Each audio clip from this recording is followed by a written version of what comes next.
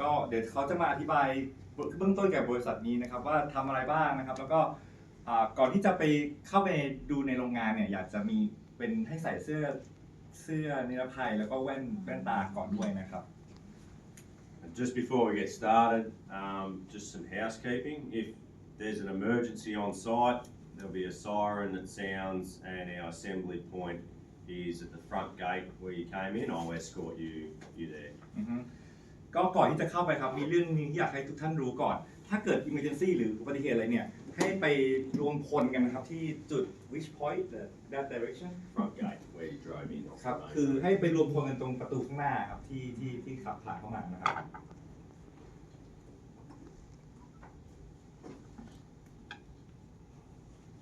So Rubicon are focused on irrigation networks and focused on making irrigation networks as efficient as possible, and we do that on a global scale. We started here in Australia in 1995 and have scaled globally since then.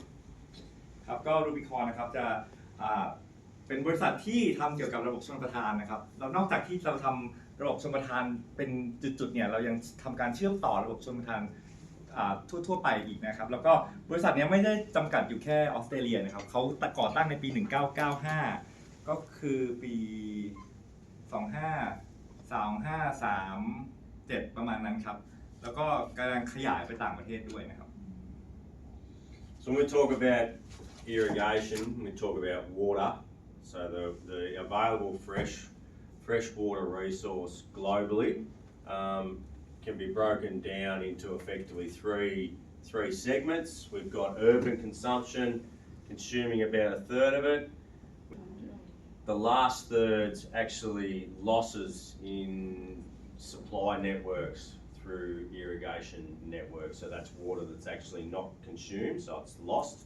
And that's the section, that's the piece of the pie that Rubicon focuses technology on to minimise those losses, so there's more water available for irrigated crop consumption and urban consumption.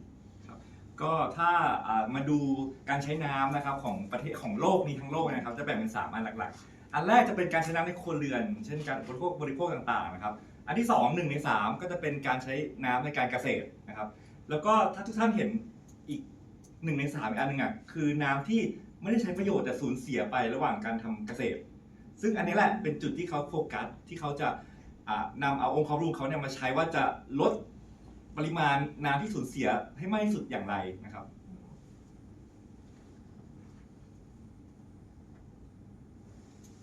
So when we talk about the irrigation network, and apologies, this slide's got a lot of information on it. Those losses we see with regards to irrigation water, approximately only 56% of the water actually released from the storage reservoir is used by the crop. So the balance, the 44%, this section here is what we focus on, and that's broken down into distribution networks, scheduling, so that's timing of watering plants, and the application, which is on farm. So just to make something clear for me, so the loss is like 44%, and your company is trying to manage these losses, right? That's right. So Using 100% of water will release from here, uh-huh. and only 56% of that actually reaches the root zone of the crop. I see. So we target this 44% to minimise that component. Okay. That's what our technology looks to minimise those losses. ก็คือถ้ามองให้มองอย่างนี้นะครับถ้าปริมาณน้ำมา 100% เนี่ย 56% ที่มันจะไปสู่แปลงน้ำนะครับอีก 44% เนี่ยถ้าเราไม่มีการบริหารจัดการก็จะสูญเสียเปล่าไปเลยแต่บริษัทเขาเนี่ยเขาก็มีกราฟิกให้ดูว่าเขาเอาอีน้ำที่มันจะสูญเสียเนี่ยมาจัดการบางอย่างก่อนนะครับซึ่งเขายังไม่อธิบายว่าคืออะไรนะครับโอเค So before I move on, just want to introduce Reese. Hello everyone.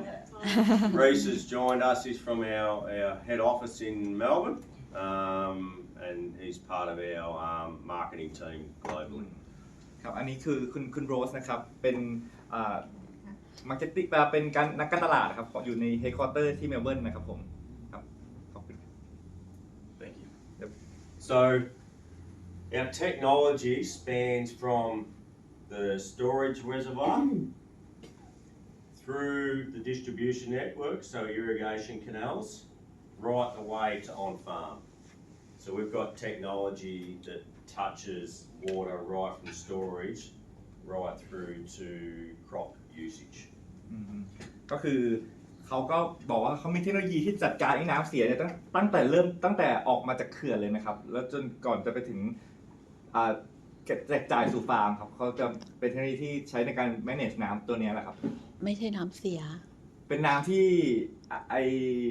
ไม่ใช่น้ำเสียผมพูดหรอน้ำเสียเป็นน้ำที่ไม่ได้ที่มันสูญเสียนะครับสูญเสียไม่ใช่น้ำเสียสูญเสียใช่ค่ะคือจัดการไม่ให้มันสูญเสียครับ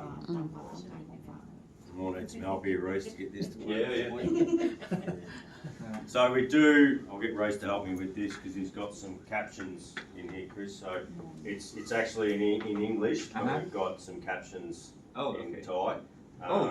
So it's a video with talking about one of the largest private irrigation districts in Australia that's been modernised with the Rubicon technology. And it might be worth noting the captions were automatically. So it's AI captions, so hopefully they're good. Better than me for sure. You have to let me know if they're not good. ก็คืออันนี้จะเป็นให้ดูจะมีแคปชั่นภาษาไทยครับเป็นอ่านได้Yeah, good to go. Water is the most precious resource on Earth. 1/3 of the world's water is consumed by plants in irrigated agriculture. Another third is lost getting the water to those plants. Running on a fairly tight schedule in a drought. When we order the water, we need the water, and if we don't get it, it could be a matter of days, and that crop has passed its best. So we have a negative crop effect. If we stayed the way we were, with the inefficiencies that we had, the lost water, and with all the pressures on water management, I didn't see this area surviving into the future. Murrumbidgee Irrigation is a water delivery company. We take water off the Murrumbidgee River and we run it through over 1,700 kilometres of channel systems and deliver water to over 2,500 farms. We've actually reduced all of our losses within our systems by 50 to 70%. I joined the company nearly 10 years ago, and even with the little bit of automation they had, they were still running it as if it was still a manual system. But the first thing I had to do was look at the technology we were using, because we didn't want to be a system, with multiple technologies. Rubicon provided an end-to-end solution. The really powerful partnerships are not just transactional, it's around understanding what the objectives of a district like Murrumbidgee Irrigation are, and then adapting our technology, coming up with ideas. Brett's values was always challenging, never accepting status quo and thinking 5, 10, 15 years into the future, how do we set this district up and this region up to be the most efficient and productive agricultural centre in the country. There was academic literatures that said it was impossible to run open canal systems in more than 5 consecutive pools in a demand-based system. We're doing that over thousands of pools. The technology we had to build, that didn't exist in the market. So we had to develop that technology to be able to control and measure the water without losing energy with solar and with high duty required. We've delivered over 30,000 gates and meters. Shepparton being the centre of the largest area of irrigation in Australia was an obvious place to build. We had the key developments there with hydraulics facility that allowed us to develop the technology and the manufacturing capability to build and test and then build in volume. We've been through some very dry periods. Having the automation in the Murrumbidgee irrigation system allows them to deliver water where it's needed and to drain channels where it's not. So there's a lot less loss involved in the day-to-day delivery of farmers, particularly in dry periods. Having access to real-time information means that we can respond to customer needs, maintenance requirements, even seasonal changes in a much more dynamic way that we've ever been able to do. Moving from what has traditionally been, 2-day ordering windows to 24-hour ordering window with a 2-hour change window. I can get on the phone and I can order water within 24 hours, and if I want it before then, if it's available, which it nearly 100% of the time it is, they can start your outlet immediately. So that is just a massive change to get that peak efficiency on farm. Without automation, I certainly wouldn't be farming today. We do have a control room function in the office that if it requires any sort of adjustment or retweaking, it's all done autonomously. It's very minimal touch, very hands-off. Before automation, we had a team of water bailiffs and they used to go around and manually operate these structures, and that took the majority of their day to get around to all these sites. We got 4,000 plus sites, so they'd have to go and operate all of them. I would be getting up at all hours of the night changing siphons, sometimes up to 2 hours before I get back to bed, and then I'm back up at 6 in the morning and we don't get a break until the next night. In those early years, there was a lot of pushback to not automate and leave things the way they are. There was a lot of scepticism around the area, particularly with farmers who were used to dealing with their channel attendant and writing their notes and doing whatever they were comfortable with. It was a big change. And then we found some areas where we had more progressive customers. We basically automated those areas first. Now, after about that 4-year mark, it shifted from push to pull. Customers that hadn't been automated saying, oh, don't bring that automation out here. Customers start saying, oh, when did we get automated? Why aren't we automated yet? We want automation as well.